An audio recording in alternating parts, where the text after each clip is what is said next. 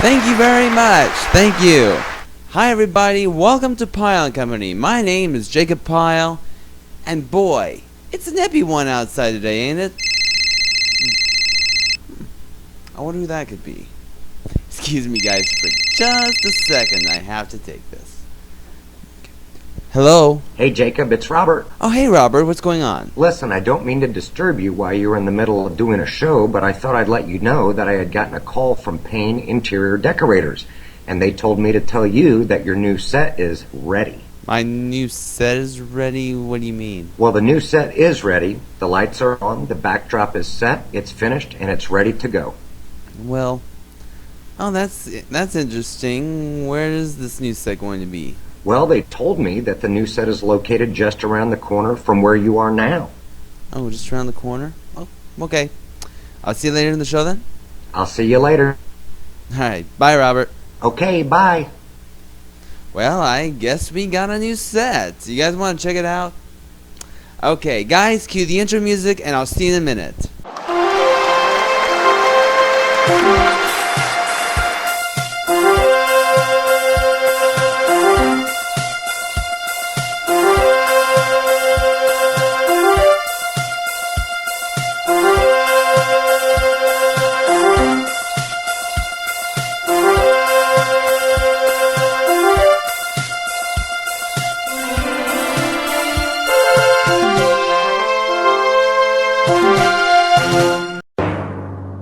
Ladies and gentlemen, please welcome the man of the half hour, the star of Pyle and Company, Jacob Pyle.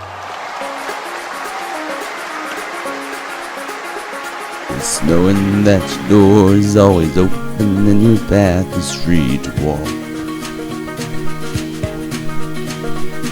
That makes me tend to leave my sleeping bag rolled up and stash behind your couch. It's just knowing I'm not shackled by forgotten words and bonds and the ink stains that tried upon some line. That keeps you in the back roads by the rivers of memory. Keeps you ever gentle on my mind. Now it's not clinging to the rocks and I've been planted on their columns now that bind me. Or something that somebody said because they thought we fit together walking. Now it's just knowing that the world will not be cursing or forgiving when I walk along some railroad track and find that you're moving on the back roads by the rivers of memory, and for hours you're just chilling on my mind. Though the wheat fields and the coal mines and the junkyards and the highways come between us, and some other woman's crying to her mother 'cause she's turned and I was gone. Now I still might run in silence, tears of joy might stain my face, and the summer sun might burn me till I'm blind. Where I cannot see you walking on the back roads by the rivers flowing gentle on my mind. I did my cup of soup back from the gurgling, crackling cauldron in some train yard. My beard a rough and cold pile and a dirty hat pulled low across my face. Cupped hands around a tin can, I pretend to hold you to my breast and find. Whoa, whoa, that you waiting from the back roads by the rivers of memory. You're smiling, gentle on my mind.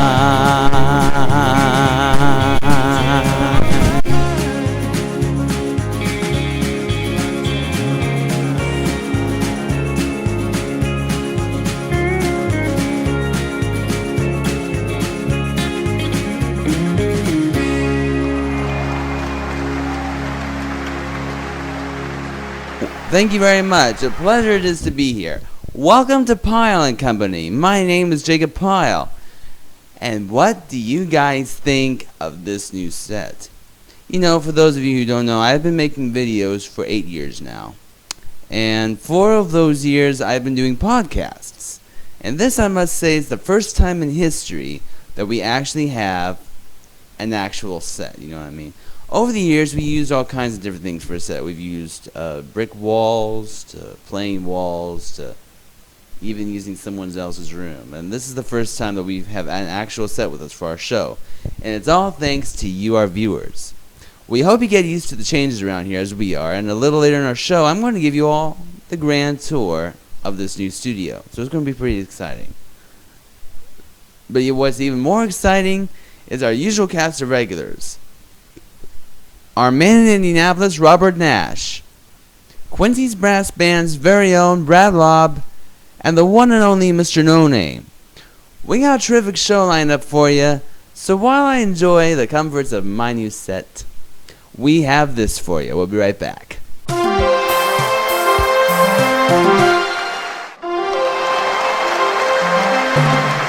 Welcome back to Pyle and Company.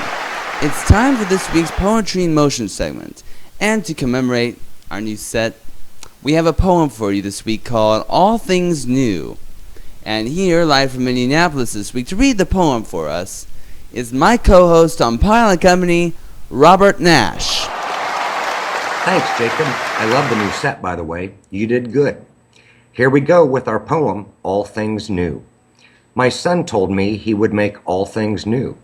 How could I have known what would ensue? He'd told me he died for a cause that was just, and the suffering he would endure. He said he must. When he grew from a tiny baby into a child, with Joseph his father much wood they piled, to make many a frame, a door, a table and chair. Working together they were quite a pair. For a time after Joseph passed on we were grieving, and after some years later my Jesus was leaving. It was so hard to see him go off into the world. I felt my heart was ripped out and hurled. He must be about his father's business. He said so many men and women to heaven would be led. Within I knew God had designed and planned that all would come to pass at my Jesus' hand. If only people would listen and heed him and realize they desperately need him. He wants them to recognize God our Father and not feel that salvation is a bother. The joy that awaits those who obey his law, graciously given to those who heed his call, is unconditionally and everlastingly given to every soul that is Holy Spirit driven. When my son was arrested and tortured, I cried, my sweet and beautiful Jesus they crucified. The hole in my heart was mended in 3 days. As Jesus was resurrected, to God I sang praise.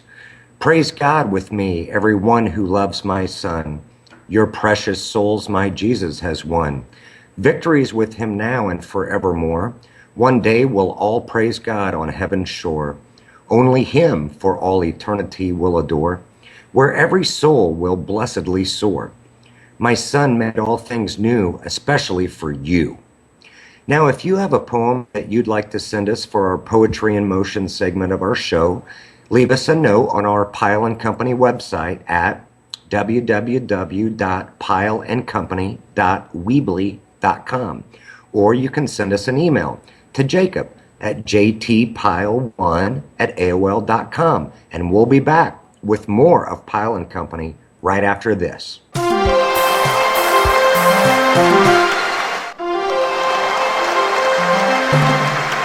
Welcome back to Pyle and Company. It's time for this week's Throwback Saturday segment. And in this week's segment, we're going to present a skit that we did quite a few years ago called What's It Worth to You? Now, in my 4 years of doing podcasts, the one thing I love to do is produce skits, and this is one of the reasons why.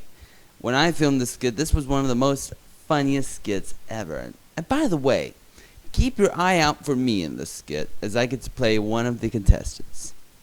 So, without further ado, here we go with our skit, What's It Worth to You? Audience, are you ready for the craziest game show on TV? Where every day contestants could walk away with thousands and thousands of prizes, or with absolutely nothing. With me, your faithful announcer, Walter Volume, and your smiling host, Joe Smiley! It's time to ask yourself, what's it worth to you?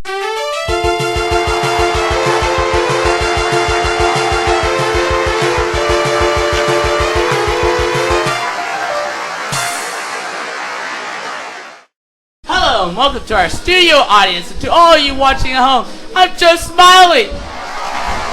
We are here today to see if our contestants will walk away with prizes beyond belief or walk away with absolutely nothing. They can leave in resounding praise or in complete shame as hopeless losers. Here are our two contestants.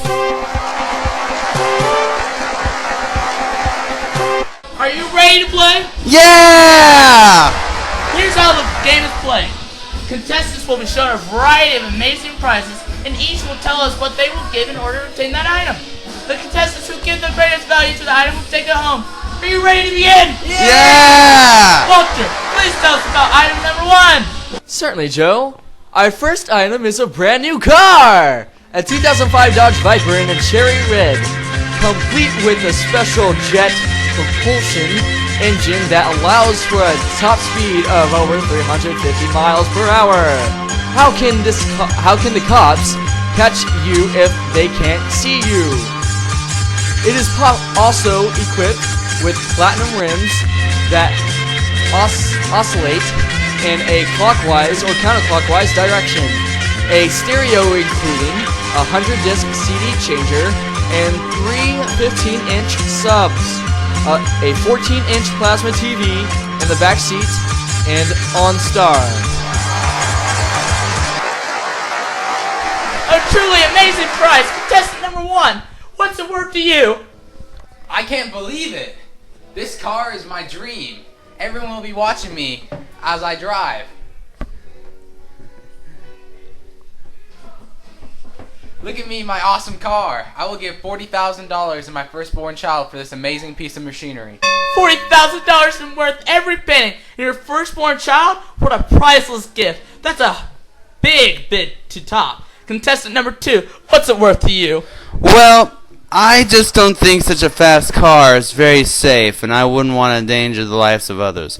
Also, that jet propulsion engine can't be good for the environment, so I'm bidding $0 on this item. Don't you think this car is cool? It's the best of a car. Yes, I agree. But it's not worth anything to you because it's not safe? Right, I wouldn't want to harm others. So you're putting the safety of others above your own happiness and popularity? That's crazy! Contestant number 1, the car is yours. Walter, the next item, please! Item number 2, for your bidding pleasure, is a must-have for every truly fulfilled and important individual. Located 100 miles north of the equator. It's your own private island!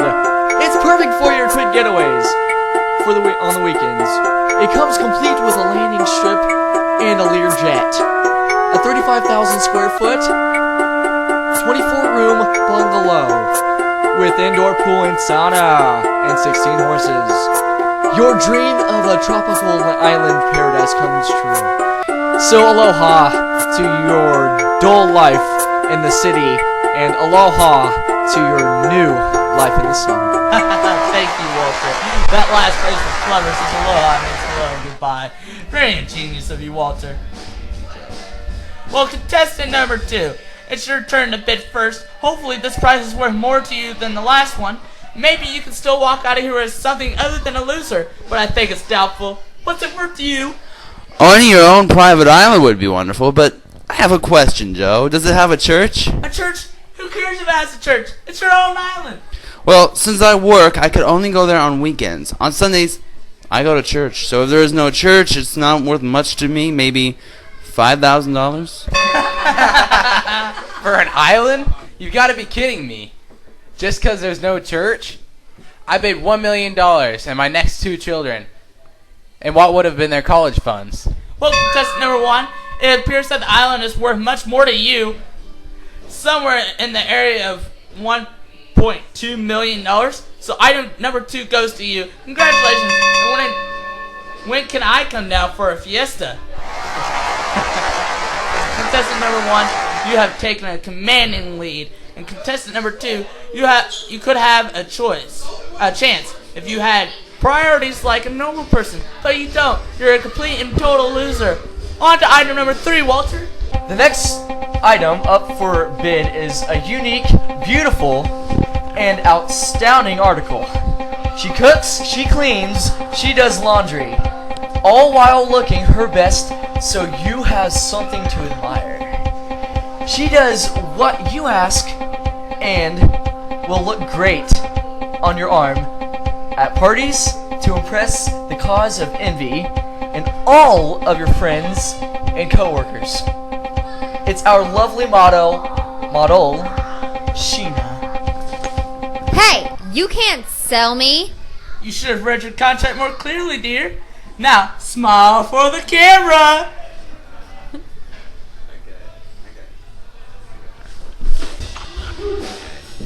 Contestant number 1, what's she worth to you?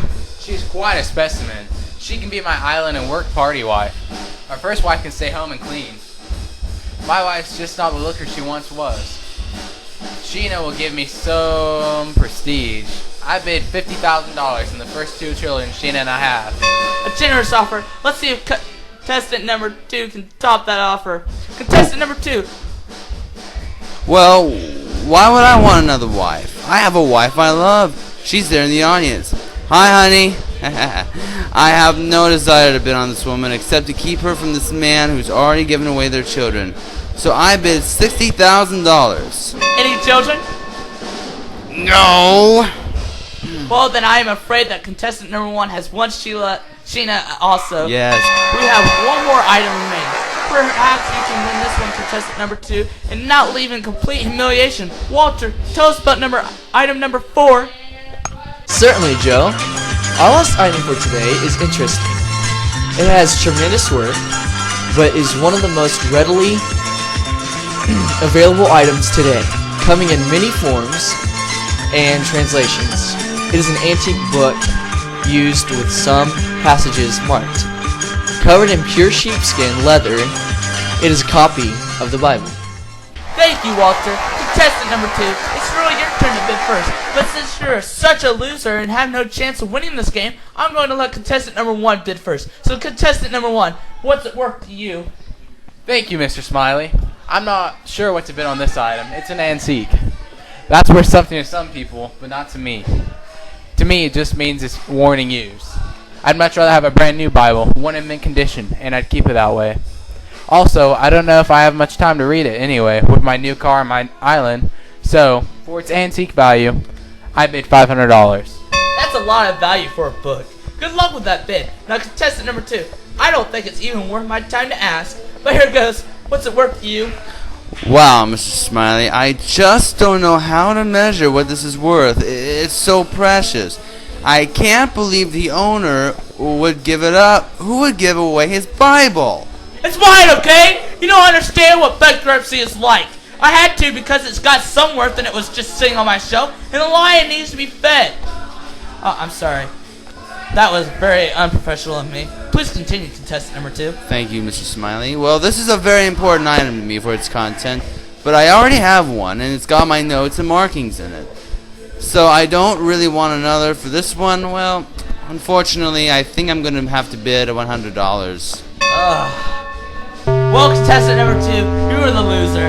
You haven't even bid enough to win a Bible that you claim is important to you. Don't you want to? Don't you want 2 of everything? It's about getting. It's about worth. You are a sad excuse for a customer. You have my pity, and I bid you farewell. Contestant number 1, you are today's champion. You will take home a new car, an island, and a trophy wife. Congratulations, and we'll be coming to arrange payment options. Payment options? What? Of course. You didn't think this was all for free, did you? We'll collect your firstborn next week. But congratulations on your victory. And to our audience, see you next time on What's It Worth to You? Bye. Thanks, everybody. I had a wonderful time. We'll be back with more of Pyle and Company after this.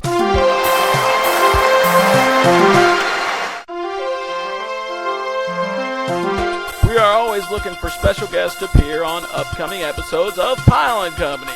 If you'd like to be a special guest on our program, leave us a note on our Contact Us section of Pyle and Company website at www.pyleandcompany.weebly.com. Or you can leave us a message on our Pyle and Company Facebook page. Or you can even send us an email to jacobbpyle at jtpyle1@aol.com. Please include your name along with your email address and or telephone number. Welcome back to Pyle and Company, here to sing this week's song, Everybody's Talking, from the movie Midnight Cowboy. Give it up once again for my co-host on Pyle and Company, Jacob Pyle.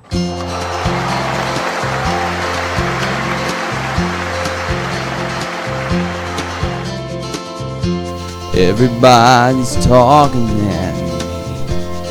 I don't hear a word they're saying, only the echoes of my mind.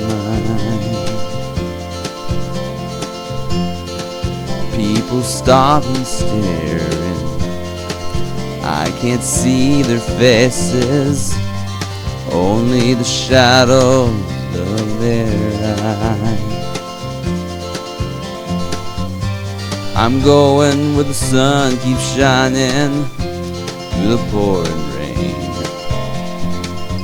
Going where the weather suits my clothes. Banking off of the northeast winds, sailing on a summer breeze, and skipping over the ocean like a stone. Da da da da da da da da da da da.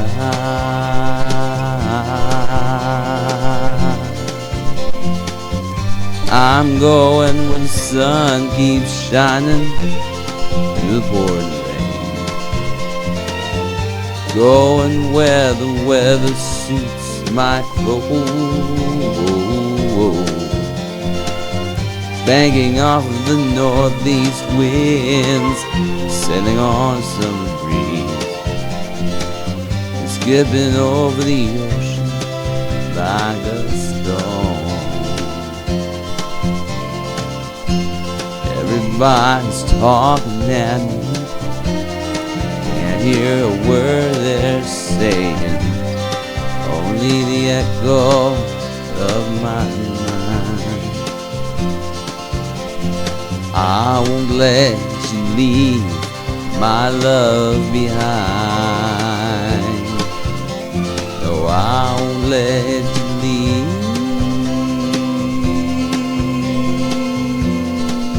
leave our love behind.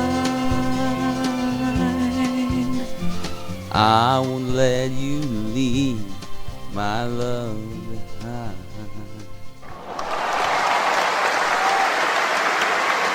Pyle and Company will return after these messages. If you want to watch more episodes of this show, go to www.pyleandcompany.weebly.com, and please don't forget to like our Facebook page as well. Back to you guys. Thank you, Brad. Well, it looks like the old clock on the wall is telling me that our time is up for this week. But I do like to thank our usual cast of regulars this week. Quincy's Brass Band's very own Brad Lobb, our man in Indianapolis, Robert Nash, and the one and only Mr. No Name. Join us again next week where we will feature some more skits, songs, and a few surprises. We hope you guys can join us then. What a difference you made in my life. What a difference you made in my life. You're my sunshine day and night.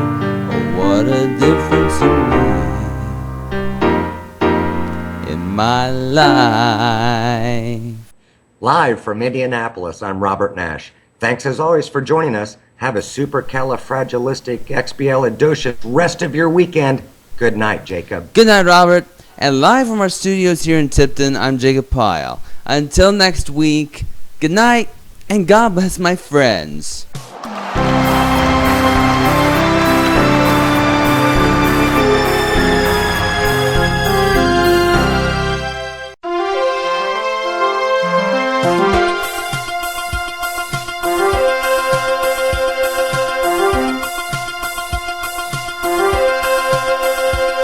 The preceding program has been pre-recorded before a live audience. For Pyle and Company, I'm Brad Love.